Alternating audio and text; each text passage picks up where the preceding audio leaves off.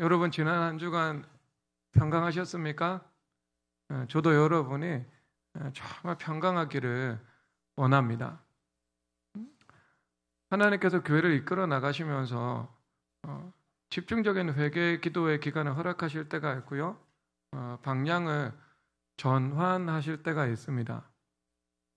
그러면 언제 성도들의 삶 가운데 비명소리가 더 빈번하게 들려올까요? 온 성도들이 회개 기도에 전념하고 자신을 되돌아볼 때일까요? 아니면 그런 방향에서 조금 전환되어서 더 폭넓은 지평에서 교회를 하나님께서 이끌어 나가실 때일까요? 두 번째입니다. 왜냐하면 하나님께서 교회를 세우시고 교회를 통해서 성도들에게 은혜를 베푸실 때 성결 조건이 있죠. 구원은 조건 없이 베푸시는 하나님의 은혜이지만 우리가 값없이 하나님의 은혜를 이 땅의 삶에서 받고 누리게 될 때에는 하나님께서 우리에게 원하시는 모습이 있죠. 그 모습이 준비되지 않으면 하나님께서 일하실 수도 없을 것이고 하나님께서 주시는 복을 잘 관리할 수도 없을 겁니다. 그렇기 때문에 하나님께서 어느 교회든 어느 시점에 있든 하나님께서 성도들을 바꾸시는 작업을 해 나가시는데요. 회개 기도할 때는 회개 기도라는 방식으로, 그런데 관점이 조금 전환되어서 폭넓게 사명을 감당할 때는요, 하나님께서 십자가라는 그 방식으로 사람들을 바꾸어 나가시는 것이죠. 하나님께서 2024년 동안 일꾼을 세워 나간다고 말씀하셨잖아요. 그러면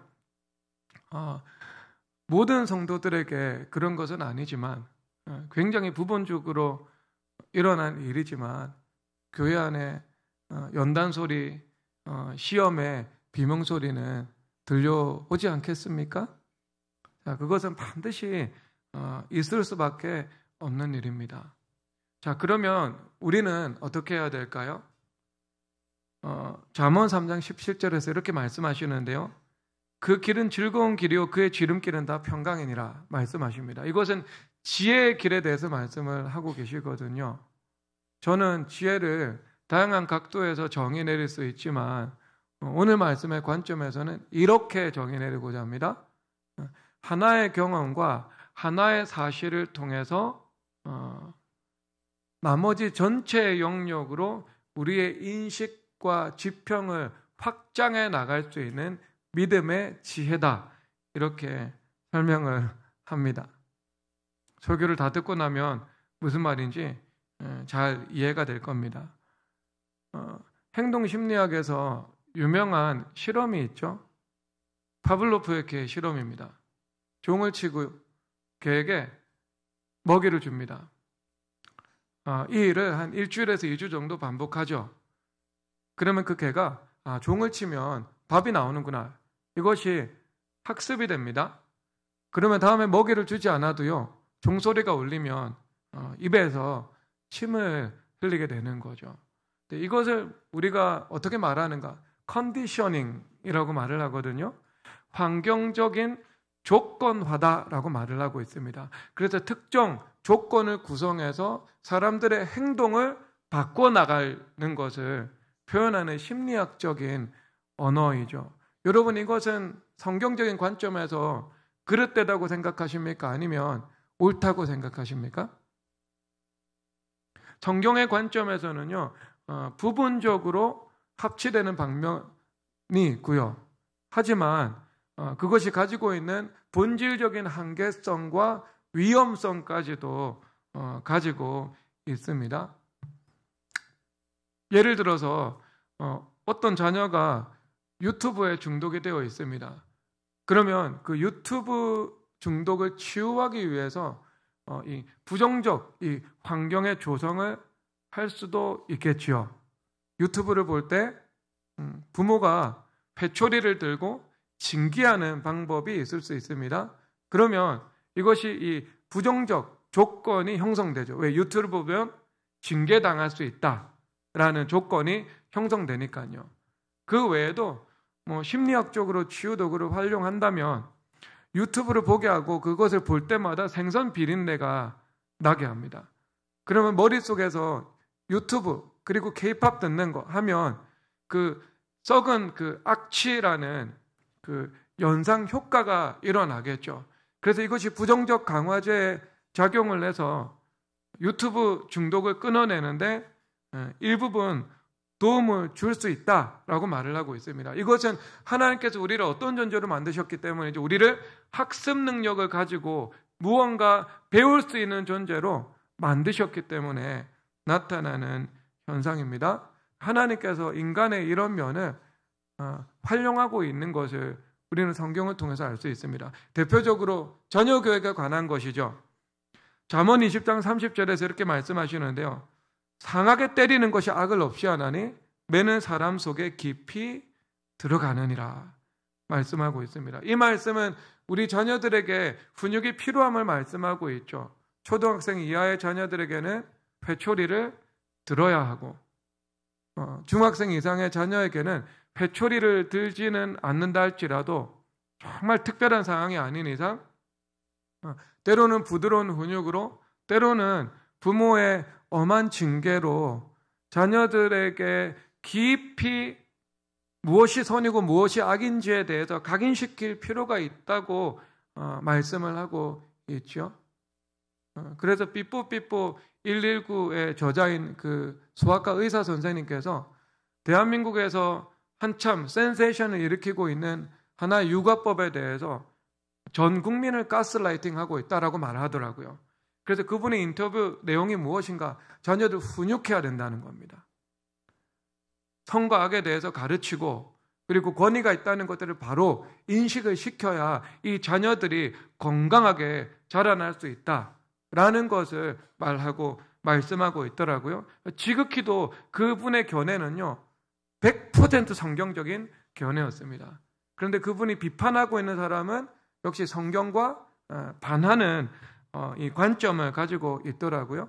여러분 이것도 똑같죠, 여러분. 조건화인 것이죠. 아이들에게 조건을 만들어서 학습하게 만드는 것입니다. 그래서 하나님의 뜻이 무엇이고 하나님께서 기뻐하시지 않는 것들이 무엇인지 아이들에게 교육해 나가면 아이들 안에 어떻게 된다고요? 깊이 들어간다고요. 그들의 DNA와 세포, 그들의 그 사고의 체계 깊은 곳까지 무엇이 옳고 그른지에 대한 감각과 인식이 들어가게 되어서 그 길을 어긋나지 않고 따라 살아갈 수 있게 된다는 것을 말씀하고 있는 겁니다. 그래서 십계명에서도요 이를 가르치고 있죠. 신명기 5장 16절에서 말씀하시는데요. 내 하나님 여호와께서 명령한 대로 내 부모를 공경하라. 그리하면 내 하나님 여호와가 내게 준 땅에서 내 생명이 길고 복을 누리리라 말씀하십니다. 부모를 공경하라. 이것을 사도 바울 선생님께서는요 약속이 있는 첫 계명이다. 땅에서 잘되고 장수한다 말씀하고 계시죠. 약속이 있는 첫 번째 계명이다. 그러니까 좋은 것을 주신다고요. 그러면 이 부모를 공경하라는 말씀이 단지 부모만을 말씀을 하고 있는가? 저는 그렇지 않다고 생각했거든요. 그런데 존 칼빈 선생님께서 이것을 어떻게 해석하고 있는지 살펴보았는데요. 똑같은 관점을 가지고 있더라고요. 이것은 부모 한 사람과의 관계에 관한 내용이 아니라 이것은 하나님께서 세우신 모든 권위와의 관계에서 합당한 공경과 순종과 경의를 표현해야 된다는 것으로 주석을 하고 있었습니다. 물론 여러분 이것은 우리의 타락한 본성과 맞지 않지요. 우리가 누군가 권위가 있고 그 권위 밑에 들어가서 살아가야 한다는 그것이 우리의 정서와 우리의 인식에 딱 부합되는 요소는 아닌 것이죠. 무언가 불편한 일이 되지 않겠습니까? 그런데 여러분 이것은 제가 인용해서 한번 읽어드리도록 하겠습니다. 왜? 우리의 신앙의 기초를 만드신 분이니까요. 주께서는 누구나 인정할 수 있는 가장 쉬운 굴복을 사용하셔서 점차 우리를 모든 정당한 굴복에 익숙해지도록 만드는 것이다. 동일한 원리를 지니고 있기 때문이다. 여호와께서 정하신 대로 누군가 우리의 위에 있게 되었다는 것을 인정하고 그 사람에게 경외와 복종과 감사를 돌려야 한다. 윗사람들이 그런 존귀를 받을 가치가 있느냐 없느냐는 것은 전혀 문제가 되지 않는다. 하나님의 섭리를 통해 그 지위에 오른 것이며 이것이 우리가 존귀하게 여겨야 할 증거이다 라고 말하고 있습니다. 여러분 어디선가 많이 들은 것 같죠? 그런데 여러분 그 순종의 학습이 어디에서부터 시작된다고 말하고 있죠? 가정에서.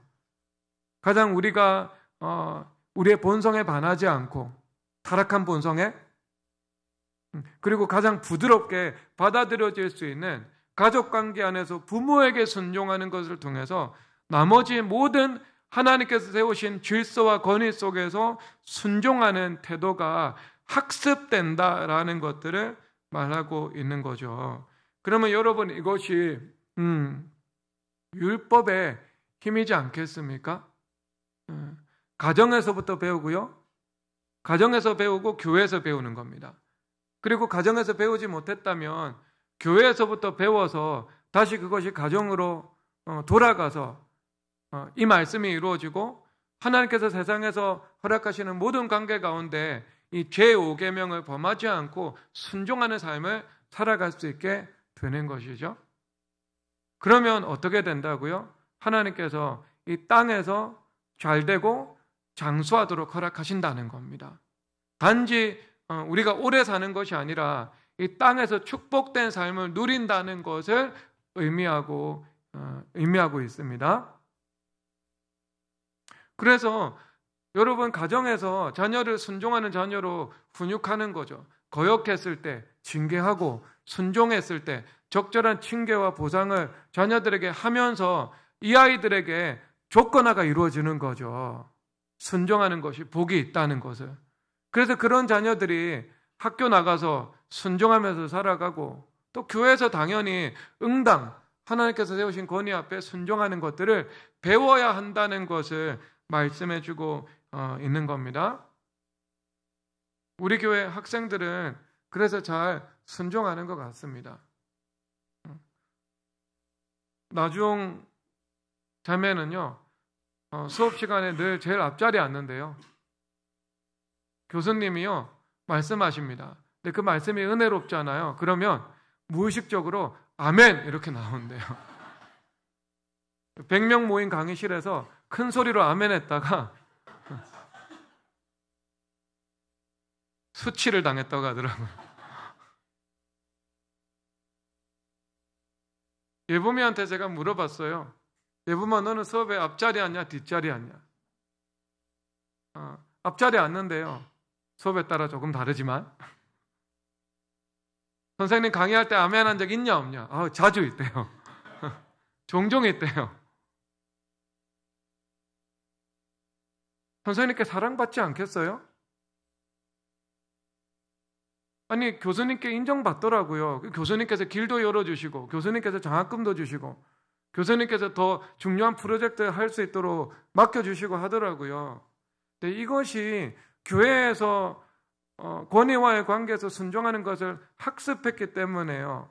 가정에 가서 부모와의 관계에서도 순종할 수 있게 되고 그리고 학교에서 세상에서 하나님께서 세우신 권위 가운데에서 복종할 수 있게 되는 합당한 경의와 존경을 표하는 자녀로 하나님께서 만들어 주신 것이죠. 그러면 하나님께서 그가 처한 모든 것에서 은혜를 베푸시지 않겠습니까? 손흥민 선수가 자기가 속한 팀에서 감독의 권위에 반항하는 거 보았습니까? 아니잖아요. 어딜 가든 사랑받고 살아가지 않아요? 그 순종하는 마음 때문에 그 평등하고 민주적이고 수평적인 사고방식에 지배를 받는다고 착각하는 한국 사람들이 그렇다고 착각하는 그 사회에서 전혀 그렇지 않은데 그 사회도 엄연히 수직적 사회 위계와 질서가 분명히 존재하는데 영국은 왕이 존재하는 사회예요, 여러분. 영국은 왕이 있다고. 똑같은 사람인데 그 왕이라는 이유만으로 그 앞에 가서 국민들의 압도적인 지지를 받아서 선출받은 그 권위도요, 그 앞에서 고개 숙여요. 타고난 권위인데, 선출받지 않은 권위인데, 누구의 권위가 더 큽니까? 민주적으로 볼 때요. 민주적 권위가요, 왕적 권위 앞에 굴복하는 나라예요. 그런 나라의 수직적 사고가 여러분 위계 질서가 없다고 생각하십니까? 역사적인 무지에서 나온 그 생각이죠. 네, 여러분, 그런 자녀들 복을 받습니다. 그래서 이것을 무슨 의미라고 하는가?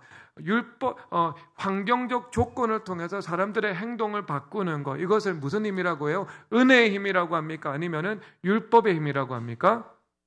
율법의 힘이라고 하는 거예요. 그런데 그 율법의 힘이라는 것들을 우리가 율법의 힘이 하나님의 말씀으로부터 나왔고 그 율법에 순종할 때 하나님의 은혜가 있다는 것을 알게 되면 은혜의 힘이 되는 겁니다. 그래서 여러분 자녀들 교육할 때요, 잘 교육해야 돼요. 자녀들 밥상머리 교육해야 돼요. 그렇죠.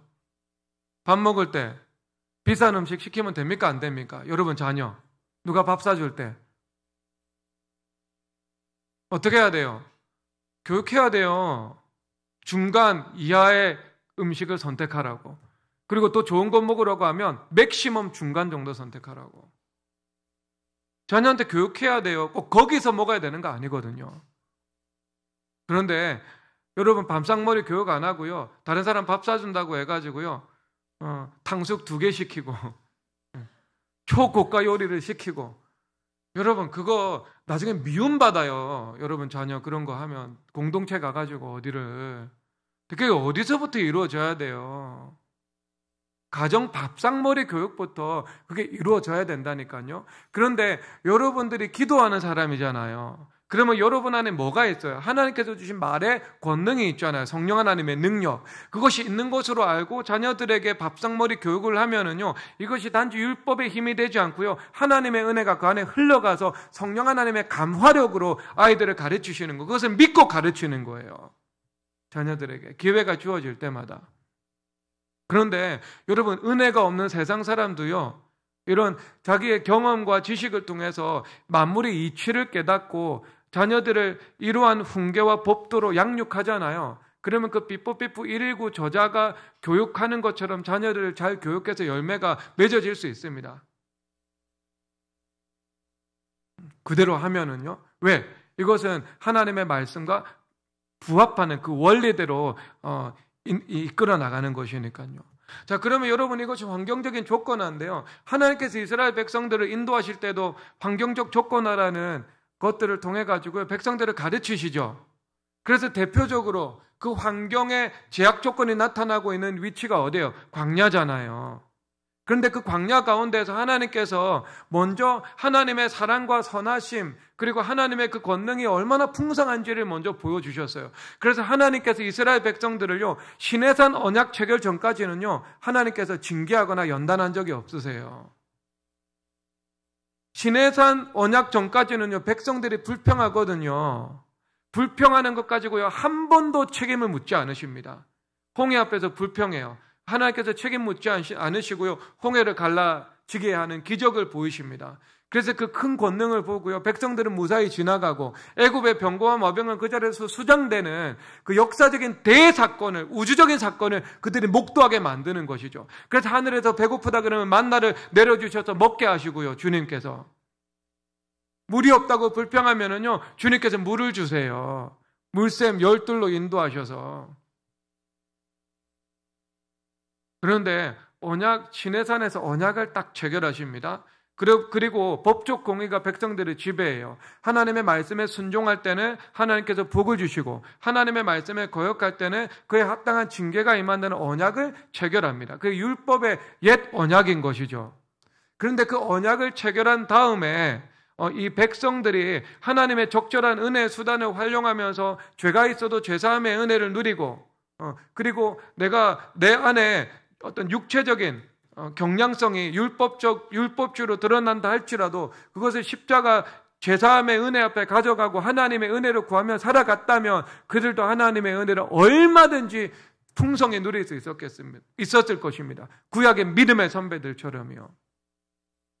그런데 어때요? 이 언약 체결 이후에는요, 법적 공의가 분명히 살아있는데요, 끊임없이 불평하고 원망하는 삶을 지속해서 살아가잖아요.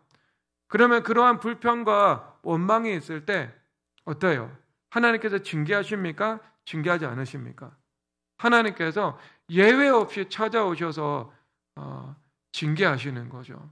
왜냐하면 원망하고 불평하는 것은 하나님의 백성의 속성이 아닌 거예요. 하나님의 사람의 성품이 아닌 것입니다. 그래서 그 원망하고 불평하는 그 노예 근성을 가지고 있는 사람과 거룩하신 하나님께서 도무지 함께 일을 해 나가실 수가 없는 거예요. 하지만 그들 안에 그 원망과 불평이라는 속성이 노예 생활의 수백 년 동안 그 안에서 깊이 새겨진 겁니다. 왜? 애고방 바로라는 부당하고 포악한 권위를 만났으니까. 그렇죠. 그리고 그들이 자원해서 일하기보다는 억지로 일하는 것이 당연한 일이 되지 않았겠습니까? 그래서 백성들끼리 모여서 바로 왕 원망하고, 그리고 이런 이 하나님의 선하심을 의심하는 말들을 계속해서 하고, 그리고 울분을 표출하면서 그 억지로 일하는 것이 그들 안에서 깊이 체질화가 되었던 것입니다. 노예 근성이 그 안에서 세워진 거예요. 그래서 분노, 원망, 피해의식, 권위에 대한 어떤 반감들, 이것이 세워질 수밖에 없겠죠, 여러분. 그러니까 이것은 여러분 부모와의 관계도 마찬가지잖아요. 부모가 너무 강압적으로 대합니다. 그러면 그 강압적인 부모 앞에서 어떤 부모에 대한 어떤 반발 의식이 아이들에게 저절로 세워질 수밖에 없지 않겠습니까? 그런 거예요. 그런데 이런 의식이 있는데 어떻게 돼요? 나중에 교회 안에 와서 권위를 만납니다. 그러면 교회 안에 있는 그 권위와의 관계에서 이것이 주로 표출되잖아요. 여러분들이 사랑 많고 율법과 은혜가 조화가 되어서 훈육도 받고 사랑도 받고 자라납니다. 그러면 훈육 앞에서도 순종하고, 그리고 그 사랑을 받았기 때문에 왜곡 없이 권위와의 관계가 형성이 되지 않겠습니까? 훈육 없이 자라났어요. 무율법적으로. 그러면 부모가 훈육하기 시작해. 교회에서 지도자들이 훈육해요. 반발심 생기죠. 그리고 사랑받지 못하고 살아갔습니다. 그리고 강압적인 훈련을 받고 살아갔어요. 권위에 대한 반감이 생기죠. 그러면 훈육에 대해서는 인정을 하게 되어 있습니다. 왜? 부모로부터 훈육을 받았으니까. 하지만 어떻게 돼요? 그 반항심이 내 안에서 표출될 수 있는 거죠. 그것은 부모와의 관계에서 왜곡된 것이 교회와의 권위와의 관계에서 상식적으로 드러나는 건데, 여러분 애굽왕 바로의 권위 앞에서 그들이 수백 년의 역사를 보내었지 않겠습니까? 그러면 어찌 그 안에서 그런 흑암의 체질이 자라나지 않을 수가 있었겠어요?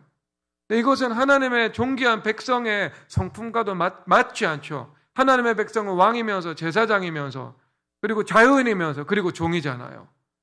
이 모든 속성이 조화를 이루어서 백성들 안에 이루어져야 되거든요.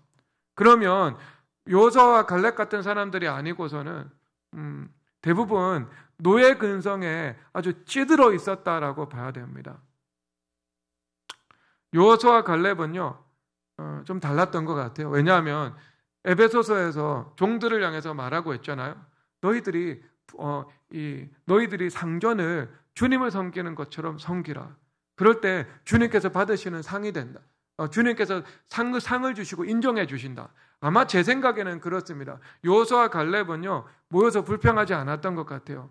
분노가 충분히 일어날 수 있는 상황이었지만 분노를 주님 앞에 나아가서 그것을 해결받고, 그럼에도 불구하고 하나님께서 함께 하심을 신뢰하면서 믿음과 감사로 살아갔던 것 같아요. 물론 그 애굽왕 바로의 악함에 대한 분별은 서 있었지만 이것이 영혼의 어떤 체질화된 악으로 자리 잡지 않도록 선하고 아름다운 마음을 유지하면서 살아갔던 것 같습니다. 그러니까 똑같은 상황 속에서 59만 명들이 원망하고 불평했거든요. 원망하고 불평할 만한 상황이었으니까, 물이 없었으니까, 먹을 것이 없었으니까, 험한 길로 하나님께서 인도하셨으니까, 그러니까 뭐 불평할 만한 상황이라고 볼 수 있다고 볼 수 있죠.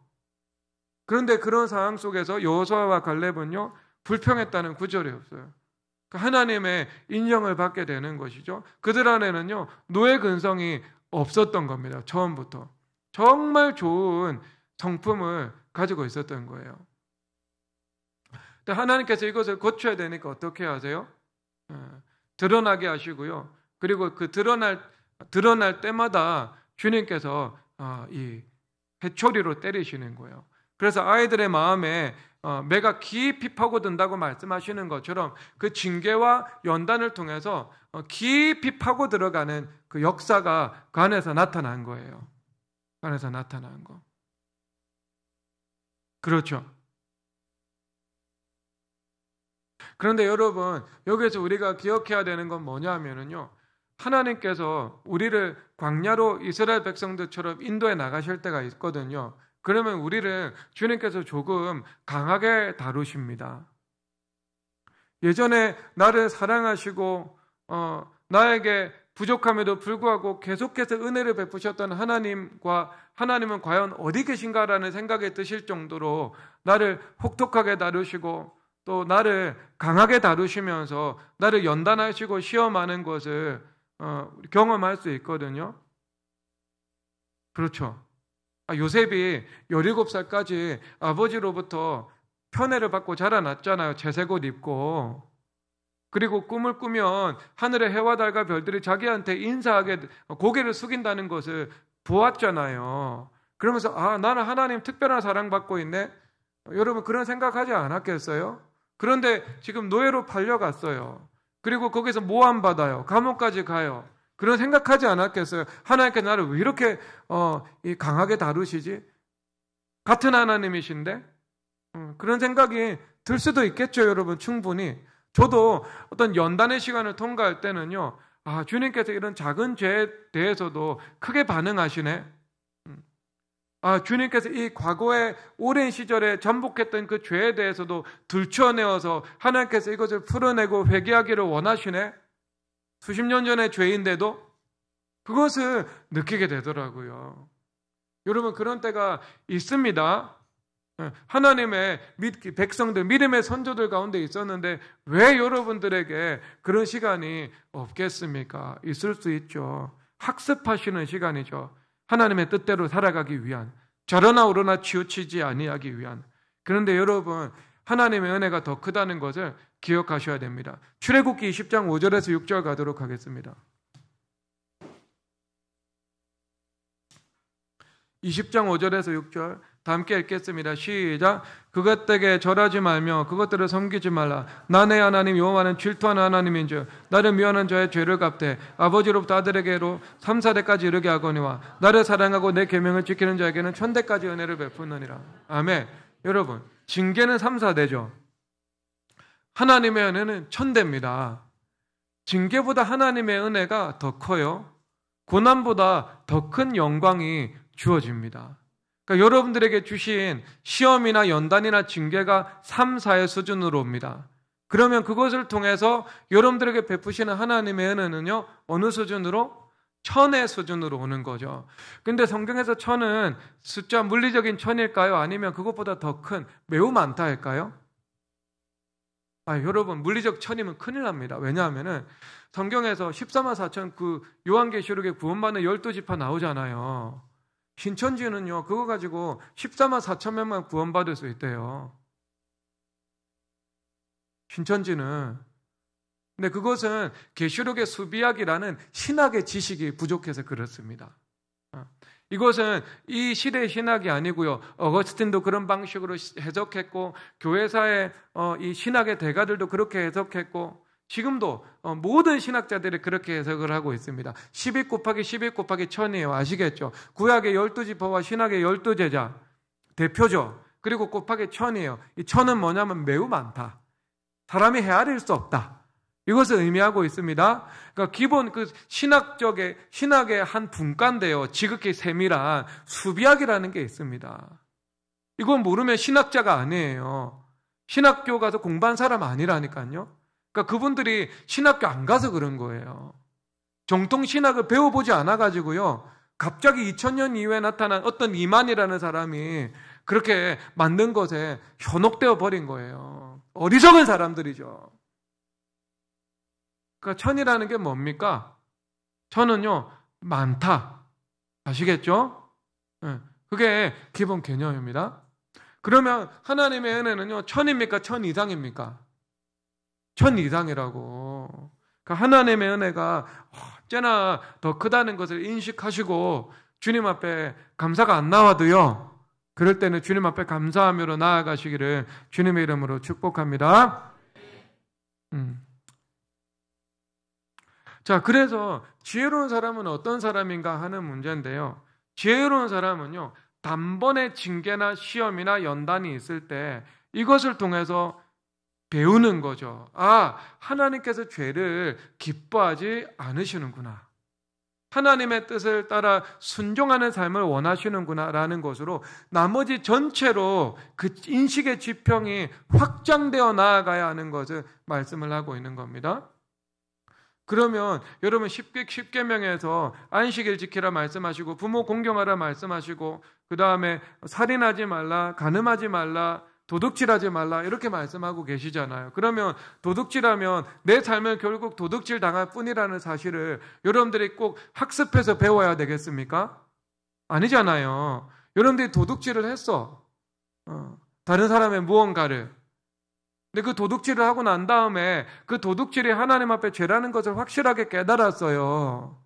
그러면 어떻게 해야 돼요? 나머지 죄도 하나님께서 기뻐하시지 않는다는 것을 인식하는 것으로 그 지평이 확장되어야겠죠. 그러면 이 작은 죄에 대해서도 하나님께서 나를 징계하고 시험하실 수 있는 분이시죠. 그러면 생사화복을 주관하시면서 이 작은 것에 대해서도 하나님께서 형벌하실 수 있는 분이시라면 또 다시 한 번 더 지평이 확장되어야 하겠죠. 하나님께서 크고 작은 모든 일들을 주관하시면서 내가 하나님의 뜻대로 순종하는 삶을 살아갈 때 그 순종에 하나님께서 천대의 은혜를 베푸시니라는 분이라는 사실로 넓혀져야 되는 것입니다. 그래서 단순히 내가 소극적으로 죄를 짓지 않는 삶에서 그치는 것이 아니라 하나님 앞에 나를 거룩한 산제물로 드려서 나를 번제로 드려서 나의 전부를 주님 앞에 드리는 삶을 살아가야 하지 않겠습니까? 여러분, 이것이 번제적인 삶이잖아요. 그렇죠? 레위기 제1장. 여러분, 율법의 정서는 레위기에 있습니다. 레위기의 대표는요, 제1장이에요. 1장에 나머지 레위기 전체를 설명하고 있는 말씀이 들어가 있는 거예요. 그래서 각을 떠서 머리, 몸, 다리, 내장, 각을 떠서 주님 앞에 드리게 되는 거죠. 그러니까 여러분, 이것은 나에게 그냥 그런 말은 누구나 할 수 있어요. 다 해보지 않았어요, 여러분? 중학교 때, 고등학교 때 수련회 가고 CCC 수련회 가면은요, 다 그런 거 해요. 나의 인생을 주님 앞에 드리겠습니다. 눈물 흘리는 거. 그런 거 한번 여러분 청소년 수련회 때 한번 안 해본 사람이 있겠습니까? 여러분, 근데 그 정도 수준의 헌신과 고백과 회개가 되어서는 안 되잖아요. 여러분, 그거는 제가 중등부 전도사 출신인데요, 중학생 수준이에요, 그거는. 근데 주님 그런 분 아니시거든요. 그래, 좋다. 그래, 한번 와봐. 와봐 하고. 그러면, 자, 너 시간 나한테 드리니? 넌 네이버, 유튜브 얼마나 보는데? 성경은? 딱 여기서 할 말이 없어지죠, 여러분. 그러면은요, 여러분 네이버 유튜브 중독 주님 앞에 내려놔야 돼요. 내려놔야 돼. 회개하고 자동적으로 손이 가지 않아야 됩니다. 갈 때 자동적으로 가지 않고 그냥 의지적으로, 의식적으로 필요한 게 있어서 찾아본다. 뭐 그 정도? 아니면 뭐 손흥민 골 넣었을 때 그런 거 보는 거 한 번 정도는 괜찮습니다, 여러분. 꼬리에 꼬리를 물고 들어가잖아요. 여러분, 그럼 여기서 걸리죠. 삶에서. 일단 여러분, 이거 외에도 여러분 다루고 들어갈 영역들이 얼마나 많아요. 걸리잖아요, 여러분. 여기서. 더 이상 여러분 주제가 아니니까 말은 하지 않겠어요. 그러면 여러분 번제를 드린다는 것은 그냥 뭉뚱그려서 전체를 드리는 것이 아니고 삶의 부분 핵심적인 것마다 체계적으로 나누어서 주님 앞에 다 드린다는 것을 말하고 있는 것이지 않겠습니까? 여러분, 축구 주님 앞에 드릴 수 있습니까? 축구? 여러분, 저는 축구 주님 앞에 드릴 수 있습니다. 중현 형제, 축구 주님 앞에 드릴 수 있습니까? 예, 당연히 드릴 수 있습니다. 물질 주님 앞에 드릴 수 있습니까? 당연히 드릴 수 있습니다. 왜? 제가 저 형제를 알거든요. 여러분, 그렇게까지 주님께서 우리에게 각을 뜨고 점검하기 시작할 때 그것을 드릴 수 있는 것이 번제인 거죠. 그러니까 우리가 예를 들어서 하나의 시험이 하나님께서 그런 경우들은 잘 없거든요. 우리의 모든 것을 다 단번에 시험하시는 경우가 잘 없잖아. 그럼 그게 욥의 고난밖에 없거든요. 자녀 데려가시고 물질 취하시고 건강 잃어버리게 만드시고 관계 파탄나게 만드시고 명예 실추하시고 모든 것을 다 주님께서 수직으로 떨어뜨리셨거든요. 그런데 대부분 그렇게 하지 않으시고요. 하나님께서는 자비하신 분이기 때문에 이것은 모델이고 하나의 것을 가지고 가르치신다고요. 어떤 사람마다. 어떤 사람은 관계로 가르치시고 어떤 사람은 건강으로 가르치시고 그런 거예요. 하나의 시험. 그러면 이 하나를 통해서 어떻게 해야 돼요? 전체로 지평이 확장되어야 하는 거예요. 하나님께서 죄를 기뻐하지 않으시는구나. 모든 면에서 하나님 뜻대로 번제로 나를 드리면서 살아가는 것을 하나님께서 기뻐하시는구나. 여러분, 그것을 아는 것이 지혜입니다. 아시겠죠? 그게 지혜예요. 하나를 통해 열을 배워야 돼요. 하나를 통해. 여러분, 하나를 통해 열을 배우는 그 지혜자가 되십시오. 여러분, 그런 지혜 하나님께서 주기를 원하십니다. 그러면은요, 연단은요, 한 번이면 족합니까? 아니면 두 번, 세 번 받아야 됩니까? 연단은 한 번이면 족합니다, 여러분. 한 번. 그냥 통상적으로 모든 사람에게 있는, 예외 없이 오는 그 연단 한 번이면 족한 거예요. 두 번, 세 번 주님께서 주는 것은 주님께서 원하시지 않습니다. 본심 아니라고, 고난은. 한 번을 통해서 배워서 나머지 전체로 지평이 열려버리는 거, 여러분, 이것이 하나님께서 여러분들이 가지기를 원하시는 일입니다. 그러면 여러분 인생이 평강해집니다. 그 지혜의 길은 평강의 길이다 말씀하고 계신 거예요. 계신 거. 자, 그래서 여러분 그 조건화의 한계가 분명히 있죠. 조건화의 한계는요, 무엇이겠습니까? 그것은요, 조건이 바뀌면은요, 사람은 바뀌지 않았기 때문에 똑같이 옛 습관으로 돌아간다는 거예요. 그래서 유튜브 K-팝 중독자가 있어요. 그 생선 비린내를 가지고요, 자꾸 이 사람에게 율법적으로 힘을 가하는 거죠. 부정적 강아지를 먹이는 거죠. 그러면 여러분 그거 싹 돌아오게 하는 방법이 있습니다. 뭐가 있어요, 여러분? K-팝 보면서 다시 향수 뿌리면 돼요. 다시 여러분 긍정적 기억으로요 바꿔버리면 되는 거예요. 그것을 예전으로 돌아간, 사람이 바뀌지 않으면은요 다시 하나님께서 삶에 회복을 주시고 형통을 주시고 부활을 주시고요 물질적인 안락함을 주시면은요 옛 습관과 옛죄로 다시 돌아가는 것은 너무나도 쉬운 일입니다. 그렇죠? 고난이 오면 사람이 겸손해져야 되지 않겠어요? 겸손해지지 않고 그대로 교만이 살아있어요. 그러면 이제 형통합니다. 그러면 어떻게 되겠어요? 은행 계좌 돈 좀 쌓여요. 어떻게 되겠습니까? 똑같이 예전의 습관으로 돌아가서 교만해지지 않겠습니까? 조건화를 통해서 사람을 바꾸는 것은요, 한계가 있는 거예요. 사람의 깊은 것을 바꾸지 못하는 한계가 있는 거예요. 그렇죠? 그래서 여러분 이 조건의 한계를 뛰어넘기 위해서 필요한 것이 무엇인가? 그 믿음의 지혜가 필요한 것입니다. 믿음의 지혜. 우리가 단번의 학습을 통해서 나머지 전체를 배울 수 있는 지혜가 필요한 것이지요. 그래서 여러분 이게 은혜의 측면에서도요 배워야 되는 것이지 않겠습니까? 하나님께서 여러분들의 삶에 은혜 베푸실 때가 있잖아요. 징계가 3사라면 베푸시는 은혜는 1000이라고요. 그러면 삶을 살아가면서 내가 기도를 드렸는데 그 기도를 드리시고 삶의 작은 부분마다 하나님께서 큰 은혜를 베푸셨다는 것을 내가 분명히 경험하여 알 때가 있습니다.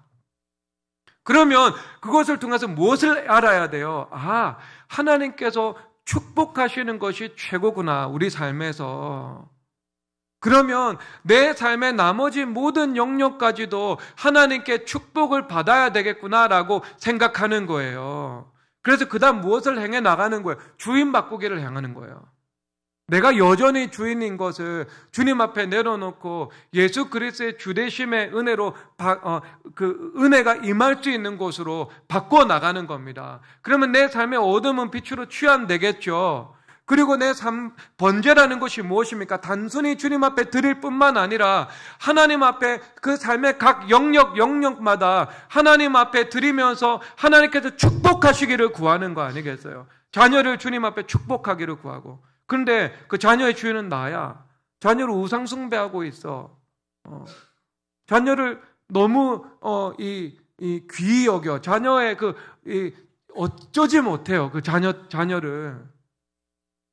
그러면 매여 있는 거잖아요. 예수님 주인 되시지 못한 거죠. 그럼 이삭 바치는 것처럼 내가 주님께 바쳐요. 그럼 그 매임에서 풀어지겠죠. 그래서 그것은 더 이상 우상이 아니라 하나님께서 주인 되신 이삭과 같은 자녀가 되겠죠. 그렇죠. 그러니까 그 다음부터 뭘 해야 돼요? 하나님 은혜를 구해야 되지 않겠습니까? 자녀들에게 은혜를 베풀어 주십시오. 그러니까 하나님께서 은혜를 베푸시잖아요.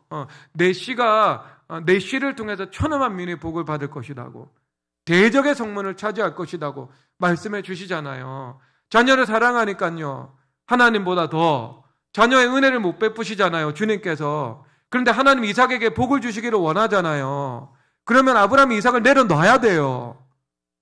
이삭을 주님 앞에 드려야 돼요. 그래서 주님 앞에 드렸어요. 그러니까 주님 복 주시잖아요, 자녀들에게. 그렇죠? 모든 것이지 않겠습니까? 시간, 물질, 자녀, 부모, 관계, 인기, 명예, 모든 것이지 않겠습니까? 그러면 여러분 그 모든 영역에 하나님 앞에 은혜를 구해야 되는 거예요. 이 작은 사건을 통해서 작은 하나의 경험을 통해 가지고 모든 영역에서 생사와 복을 주관하시고 축복하시는 분은 하나님이시구나. 그렇죠? 하나님께서 축복하시면 얼마나 더 잘 되겠어요? 하나님께서 축복하시면 얼마나 더 열매 맺겠어요? 하나님께서 축복하시면 얼마나 더 자녀든 무엇이든 내가 손대는 영역이 내 관할 안에 있는 것이 잘 되겠습니까? 그러면 그거 하나를 통해서 배워서 주님 앞에 그 기도 자리로 나아가야 되는 겁니다. 기도해야 되는 거예요. 그렇죠? 그래서 그 지평이 열려야 된다고. 삶 속에 나의 표적과 기사와 같은 작은 은혜를 베푸시잖아요. 그것을 통해서 나머지 전체로 나아가야 된다고. 이것을 말씀하고 있습니다. 자, 만약 그렇지 않으면 이 조건화의 한계를 벗어날 수가 없겠죠. 그 말은 내 삶은 끝없는 광야라는 겁니다.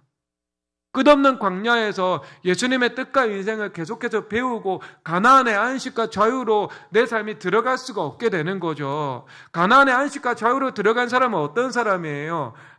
환경이 바뀌었지만 내가 바뀌지 않는 거예요. 왜? 내가 바뀌었기 때문에. 그쵸? 내가 겸손해졌어. 내가 주님 앞에 순종하는 사람이 됐어요. 그러면 이제 가나안이라는 제약 조건에서 가나안이라는 자유 조건으로 조건이 바뀌었어요. 자유 조건이에요. 그런데도요, 내가 옛 습관으로 다시 돌아가지 않게 되는 겁니다. 왜? 내 본질이 바뀌었거든요. 새로운 본질 가지고 살아가거든요. 그래서 바뀌지 않는 새로운 본질을 가지고 살아가게 되는 겁니다. 환경이 바뀌어도요. 그렇죠? 그래서 어떻게 되는가? 두 가지 상태가 이루어지게 되는데요. 모든 일을 표적과 기사를 보고서 배워야만 하는 오류입니다. 살인을 기뻐하지 않는다는 것을 살인에서 배우면 안 되겠죠. 그렇죠? 도둑질 기뻐하지 않는다는 것을 도둑질에서 배우면 안 되겠죠. 거짓말 기뻐하지 않는다는 것을 거짓말에서 배우면 안 되겠죠. 그리고 주님 앞에 기도하지 않고 살아가고 율법주의로 살아가고 자기 힘으로 살아가서 건질 게 없다는 것을 건지지 못하고서 배워서는 안 되겠죠. 그러니까 그것을 매사에 표적과 기사 아니면 배우지 못하는 그 어리석음을 범해서는 안 될 것입니다. 그러면 어떻게 감당하겠습니까? 이거 고치려고 이 시험 받아야 되고 이거 고치려고 저 연단 받아야 되고 그러면 정신을 차릴 수가 없습니다. 계속해서 시험과 연단이 내 삶에 끊임이 없이 일어나가지고요. 그럴 필요 없다니까요, 여러분. 한 번이면 충분합니다. 그리고 가나안으로 들어가야 돼요. 그리고 또 두 번째는 뭐냐면요, 표적과 기사를 보고서도 배우지 못하는 오류죠. 이스라엘 백성들은요, 보고서도 배우지 못했습니다. 그래서 이사야서 1장 5절에서 이렇게 말씀하시는데, 너희가 어찌하여 매를 더 맞으려고 폐역을 거듭하느냐? 온 머리는 병들었고 온 마음은 피곤하였으며. 그러니까 백성들, 이스라엘 백성들이 그 광야에 멸망받은 백성들처럼 맞았는데 또 죄를 범하고, 맞았는데 또 죄를 범해서 머리끝부터 발끝까지 너희들에게 성한 곳이 없다. 상한 곳밖에 없다. 말씀하고 있는 겁니다. 여러분, 이와 같은 오류에 빠지면 안 됩니다. 그래서 주님 앞에 믿음의 지혜를 구해야 됩니다. 하나의 경험과 하나의 사실을 통해서 그 인식의 지평이 모든 하나님의 계명으로 넓혀져 가야 하는 것입니다. 그러니까 하나를 배우면은요, 열을 아는 사람이 되어야 해요. 여러분, 이것은 국가적으로도 마찬가지지 않겠습니까? 이 일본이요, 사츠마본이 메이지 유신을 성공시켜서 그 일본이 이 식민지로 전락하지 않고요, 세계 열강으로 도약하게 되잖아요.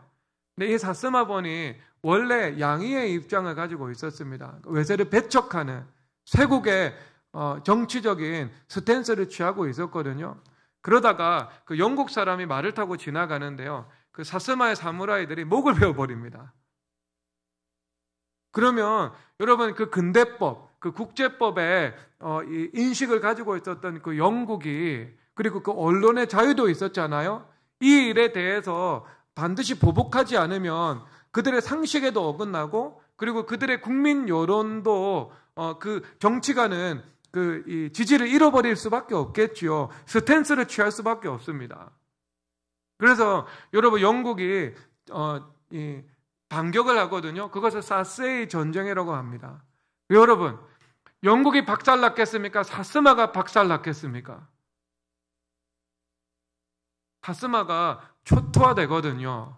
그러면서 그들이 이 영국 함대의 위력을 실감하고, 그 함대 배후에 있는 그 과학기술과 제도의 힘을 실감하게 되는 거예요. 그래서 여러분, 그들의 관점을요, 바꿔버립니다. 그래서 영국으로부터 배우지 않으면 이 사스마본뿐만 아니라 이 일본이라는 나라의 운명도 위태해지겠구나라고 생각을 하고요, 무려 15명의 유학생을요 바로 영국으로 보내버립니다. 그리고 그들이 돌아와가지고요, 그 일본의 어떤 이 학문과 그 기술에 초석을 놓게 되거든요. 여러분, 깨어 있었죠. 하나를 통해서 배웠던 거예요. 그런데 여러분, 그 동일한 시기에 우리나라 그 성리학 이데올로기에 젖어든 사람들은 뭐 하고 있었어요, 여러분? 병인양요, 신미양요 거치면서 그들이 그 똑같이 일본인들이 본 함대를 똑같이 보았는데요, 각성이 안 된 거예요. 승리했다고 좋아하고 오히려. 그래서 여러분, 우리나라는요 경술국제까지 나아가게 된 거예요. 하나님께서 똑같이 기회 주신 거 아니에요? 그렇죠. 그들에게도 흑선이라는 기회 주셨고 사체의 전쟁이라는 기회 주셨잖아요. 우리나라도 병인양요와 신미양요라는 기회를 주셨잖아요. 이들은 반응했고 저들은 반응하지 못했던 거예요. 이게 얼마나 우리 민족의 안타까운 역사적인 현실입니까? 여러분, 배워야 돼요. 여러분, 성경에서 대표적으로 하나를 통해서 열을 배운 믿음의 선배가 있죠. 나만 장군이지 않겠습니까? 나만 장군은요, 다신교적인 세계관에 젖어들어 있었습니다. 그러니까 이스라엘 백성들도요, 다신교적 세계관에 계속해서 노출되어 있었던 거예요. 그래서 그 세속적 가치관이 그들을 지배하고 있었거든요. 그래서 애굽에서 권능을 행했어요. 10가지 재앙으로, 심지어 홍해를 가르시는 기적을 행했습니다. 그런데 그들은 다신교적인 맥락이 뭐냐면요, 지역마다 신이 있고 민족마다 신이 있고 종류마다 신이 있다는 게 다신교적 세계관인 거예요. 그래서 일본의 전형적인 다신교적 세계관을 지금도 일본을 가지고 있잖아요. 신사마다 장사의 신을 모시는 신사, 어떤 신, 경제의 신을 모시는 신사, 어떤 신, 출세의 신을 모시는 신사, 다 신의 영역들이 다 나누어져 있는 거예요. 그 정점에 천황이 있고요. 전황의 신토가 있고요. 자, 그러니까 이스라엘 백성들도 생각한 거, 이제 출애굽한 거예요. 그러면 가나안 땅을 정복해야 되는데, 과연 만군의 여호와 하나님이 가나안 땅에서도 신이신가라고 생각하는 그 어리석은 생각들이 있었던 거죠. 배우지 못한 거예요, 그들이. 그런데 여러분, 나아만 장군은요, 북이스라엘보다 강한 아람의 군대 장관이었거든요. 그런데 그가 북이스라엘 땅에 와서 엘리사의 선지자의 권고를 통해서 요단강 물에 7번 몸을 씻고 나병의 고침을 받잖아요. 그러면서 이 하나를 통해서요, 그의 머릿속에서 다신교적인 관점이 다 사라지게 됩니다. 그런 이스라엘 백성들의 연장선에서 그렇게 생각할 수 있지 않겠어요? 그래, 아람의 신은 아람을 다스리고, 그리고 여호와는 북이스라엘 땅을 다스린다. 그래서 북이스라엘 땅에서 여호와에 의해서 내가 치유를 받았다. 하지만 아람의 신은 또 더 강한 신이다. 그래서 내가 아람에 돌아가서는 림몬의 신당에서 림몬을 섬기겠다. 이렇게 말할 수도 있잖아요. 그런데 여러분, 이 이스라엘 백성들과 정반대편의 반응이 나오죠. 열왕기하 5장 14절에서 나아만이 모든 군대와 함께 하나님의 사람에게로 들어와서 그의 앞에 서서 이르되 내가 이제 이스라엘 외에는 온 천하에 신이 없는 줄 아나이다. 청하건대 당신의 종에게서 예물을 받아서서 하니 아멘. 여러분, 그 하나의 사건을 통해서요, 림몬은 신이 아니고요, 오직 이스라엘 하나님 여호와만이 참 신이라는 것에 인식이 이르게 되는 것이죠. 그러면 여러분, 나아만 장군이 돌아가서 하나님 철저하게 섬기면서 살아가지 않았겠습니까? 무엇을 통해서요? 이 하나의 사건을 통해서요. 여러분, 하나를 통해서 열을 배우는 사람은요, 고난이 없어집니다. 연단이 적어집니다. 여러분, 제가 목회를 하면서 하나를 가르치면 열을 배우는 사람이 있습니다. 그런 사람들, 여러 사람들이 있어요. 여러 사람들이 있습니다. 유은정 사모 이런 사람은요, 하나를 가르치면은요 10가지를 본인한테 적용합니다. 그래서 그거 다 소화시켜 가지고요, 자기 하나님께 맡겨주신 양떼들에게요, 그거 다 적용하고 있어요. 총명하게. 여러분, 하나님께서 주시는 총명은요, 세상에서 공부 잘하는 이 똑똑함하고는요 조금 다릅니다. 세상에서 똑똑해도요, 하나님의 지혜가 없을 수 있어요. 허다합니다, 여러분, 그런 사람들. 하지만 하나님의 지혜가 임하잖아요. 그러면 열려버리게 되는 겁니다. 말씀 전체로 사고가 열리고요, 순종 전체로 사고가 열리고요, 하나님의 뜻 전체로 사고가 열리고요. 그래서 하나님께 집중하고 하나님과의 관계에 집중하고 하나님의 뜻에 집중하면서 늘 하나님의 뜻에 순종하는 방향으로 내 삶을 수렴시켜 나가는 삶을 가져가는 거예요. 여러분, 이게 지혜자의 삶이에요. 지혜자의 삶. 여러분들 중에서도요, 그렇게 하나를 이렇게 알면, 배우면 열을 깨우치고 적용을 해 나가는 다니엘과 같은 민첩함을 가지고 있는 영혼들이 많이 있다고요. 그런데 여러분, 그것을 다 구하자고요. 알겠죠? 그것을 구하고 살아가면 삶에 무엇이 없어진다고요? 연단은 축소지향. 3, 4가 아니고요, 1, 2로 끝납니다. 하지만 그 지혜로 인해서 여러분들이 받을 복은요, 무한대에 가까운 유한이 되는 거예요. 그렇죠? 천국까지 이어지니까 무한하겠죠, 여러분. 영생은 무한한 거니까. 하나님께서 그런 믿음의 지혜를 모두에게 허락하시기를 주님의 이름으로 축복합니다. 주 하나님 독생자여서 찬양하도록 하겠습니다.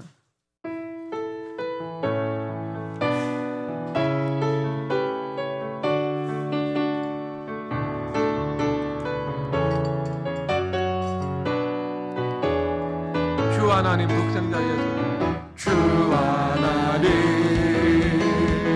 독생자 예수 날 위하여 오시었네. 내 모든 죄 다